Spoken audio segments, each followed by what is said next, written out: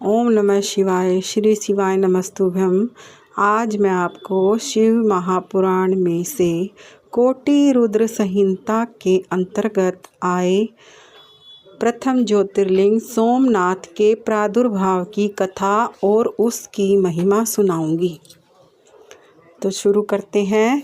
तदंतर कपिला नगरी के कालेश्वर, रामेश्वर आदि की महिमा बताते हुए सूत जी ने समुद्र के तट पर स्थित गोकर्ण क्षेत्र के शिवलिंगों की महिमा का वर्णन किया।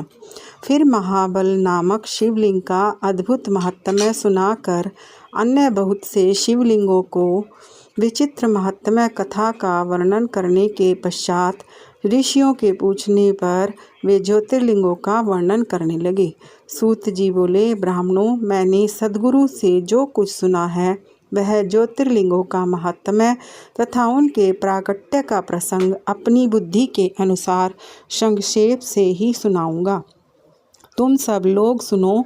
मुने, ज्योतिर्लिंगों में सबसे पहले सोमनाथ का नाम आता है, अतः पहले उन्हीं के महात्म्य को सावधान होकर सुनो। मुनीश्वरों, महामना प्रजापति दक्ष ने अपनी अश्विनी आदि 27 कन्याओं का विवाह चंद्रमा के साथ किया था। चंद्रमा को स्वामी के रूप में पाकर वे दक्ष कन्याएं विशेष शोभा पाने लगी तथा चंद्रमा भी उन्हें पत्नी के रूप में पाकर निरंतर सुशोभित होने लगे। उन सब पत्नियों में भी जो रोहिणी नाम की पत्नी थी, एकमात्र वही चंद्रमा को जितनी प्रिय थी उतनी दूसरी कोई पत्नी कदापि प्रिय नहीं हुई। इससे दूसरी स्त्रियों को बड़ा दुख हुआ। वे सब अपने पिता की शरण में गईं। वहां जाकर उन्होंने जो भी दुख था उसे पिता को निवेदन किया। द्विजो, वह सब सुनकर दक्ष भी दुखी हो गए और चंद्रमा के पास आकर शांति पूर्वक बोले। दक्ष ने कहा, कलानिधे, तुम निर्मल कुल में उत्पन्न हुए हो। तुम्हारे आश्रय में रहने वाली जितनी स्त्रियां हैं उन सब के प्रति तुम्हारे मन में न्यूनाधिक भाव क्यों है? तुम किसी को अधिक और किसी को कम प्यार करते हो। अब तक जो किया सो किया, अब आगे फिर कभी ऐसा विषमतापूर्ण बर्ताव तुम्हें नहीं करना चाहिए, क्योंकि उसे नरक देने वाला बताया गया है। सूत जी से कहते हैं, महर्षियों, अपने दामाद चंद्रमा से स्वयं ऐसी प्रार्थना करके प्रजापति दक्ष घर को चले गए। उन्हें पूर्ण निश्चय हो गया था कि अब फिर आगे ऐसा नहीं होगा, पर चंद्रमा ने प्रबल भावी से विवश होकर उनकी बातें नहीं मानी। वे रोहिणी से इतने आसक्त हो गए थे कि दूसरी किसी पत्नी का कभी आदर नहीं करते थे। इस बात को सुनकर दक्ष दुखी हो फिर स्वयं आकर चंद्रमा को उत्तम नीति से समझाने तथा न्यायोचित बर्ताव के लिए प्रार्थना करने लगे। दक्ष बोले, चंद्रमा, सुनो, मैं पहले अनेक बार तुमसे प्रार्थना कर चुका हूँ, फिर भी तुमने मेरी बात नहीं मानी, इसलिए आज शाप देता हूँ कि तुम्हें क्षय रोग हो जाए। सूत जी कहते हैं, दक्ष के इतना कहते ही क्षण भर में चंद्रमा क्षय रोग से ग्रसित हो गए। इनके क्षीण होते ही उस समय सब और महान हाहाकार मच गया। सब देवता और ऋषि कहने लगे कि हाय हाय, अब क्या करना चाहिए? चंद्रमा कैसे ठीक होंगे? मुने, इस प्रकार दुख में पड़कर वे सब लोग विह्वल हो गए। चंद्रमा ने इंद्र आदि सभी देवताओं तथा ऋषियों को अपनी अवस्था सूचित की। तब इंद्र आदि देवता तथा वशिष्ठ आदि ऋषि ब्रह्मा जी की शरण में गए। उनकी बात सुनकर ब्रह्मा जी ने कहा, देवताओं, जो हुआ सो हुआ, अब वह निश्चय ही पलट नहीं सकता, अतः उसके निवारण के लिए मैं तुम्हें एक उत्तम उपाय बताता हूँ, आदर पूर्वक सुनो। चंद्रमा देवताओं के साथ प्रभास नामक शुभ क्षेत्र में जाएं और वहाँ मृत्युंजय मंत्र का विधि पूर्वक अनुष्ठान करते हुए भगवान शिव की आराधना करें। अपने सामने शिवलिंग की स्थापना करके वहाँ चंद्रदेव नित्य तपस्या करें। इससे प्रसन्न होकर शिव उन्हें अक्षय रहित कर देंगे। तब देवताओं तथा ऋषियों के कहने से ब्रह्मा जी की आज्ञा के अनुसार चंद्रमा ने वहाँ 6 महीने तक निरंतर तपस्या की।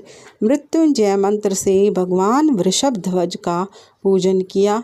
10 करोड़ मंत्र का जप और मृत्युंजय का ध्यान करते हुए चंद्रमा वहाँ स्थिर चित्त होकर लगातार खड़े रहे। उन्हें तपस्या करते देख भक्तवत्सल भगवान शंकर प्रसन्न हो उनके सामने प्रकट हो गए और अपने भक्त चंद्रमा से बोले। शंकर जी ने कहा, चंद्रदेव तुम्हारा कल्याण हो, तुम्हारे मन में जो भी अभिष्ट हो वह वर मांगो, मैं प्रसन्न हूँ, तुम्हें संपूर्ण उत्तम वर प्रदान करूँगा। चंद्रमा बोले, देवेश्वर यदि आप प्रसन्न हो तो मेरे लिए क्या असाध्य हो सकता है। तथापि प्रभु शंकर आप मेरे शरीर के इस क्षय रोग का निवारण कीजिए, मुझसे जो अपराध बन गया हो उसे क्षमा कीजिए। शिवजी ने कहा, चंद्रदेव एक पक्ष में प्रतिदिन तुम्हारी कला क्षीण हो और दूसरे पक्ष में फिर वह निरंतर बढ़ती रहे। तदंतर चंद्रमा ने भक्ति भाव से भगवान शंकर की स्तुति की। इससे पहले निराकार होते हुए भी वे भगवान शिव फिर साकार हो गए। देवताओं पर प्रसन्न हो उस क्षेत्र के महात्म्य को बढ़ाने तथा चंद्रमा के यश का विस्तार करने के लिए भगवान शंकर उन्हीं के नाम पर वहाँ सोमेश्वर कहलाए और सोमनाथ के नाम से तीनों लोकों में विख्यात हुए। ब्राह्मणों सोमनाथ का पूजन करने से उपासक के क्षय तथा कोढ़ आदि रोगों का नाश कर देते हैं। ये चंद्रमा धन्य हैं, कृतकृत्य हैं, जिनके नाम से तीनों लोकों के स्वामी साक्षात भगवान शंकर भूतल को पवित्र करते हुए प्रभास क्षेत्र में विद्यमान हैं। वहीं संपूर्ण देवताओं ने सोमकुंड की भी स्थापना की है, जिसमें शिव और ब्रह्मा का सदा निवास माना जाता है। चंद्रकुंड इस भूतल पर पाप नाशन तीर्थ के रूप में प्रसिद्ध है। जो मनुष्य उसमें स्नान करता है वह सब पापों से मुक्त हो जाता है। अक्षय आदि जो असाध्य रोग होते हैं वे सब उस कुंड में 6 मास तक स्नान करने मात्र से नष्ट हो जाते हैं।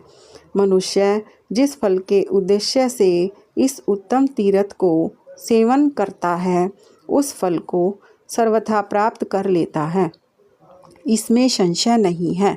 चंद्रमा निरोग होकर अपना पुराना कार्य संभालने लगे। इस प्रकार मैंने सोमनाथ की उत्पत्ति का सारा प्रसंग सुना दिया। मुनीश्वरों, इस तरह सोमेश्वर लिंग का प्रादुर्भाव हुआ। जो मनुष्य सोमनाथ के प्रादुर्भाव की इस कथा को सुनता अथवा दूसरों को सुनाता है वह संपूर्ण अभिष्ट को पाता और सब पापों से मुक्त हो जाता है। यह था सोमनाथ ज्योतिर्लिंग का प्रादुर्भाव कैसे हुआ उस कथा का अध्याय और महिमा।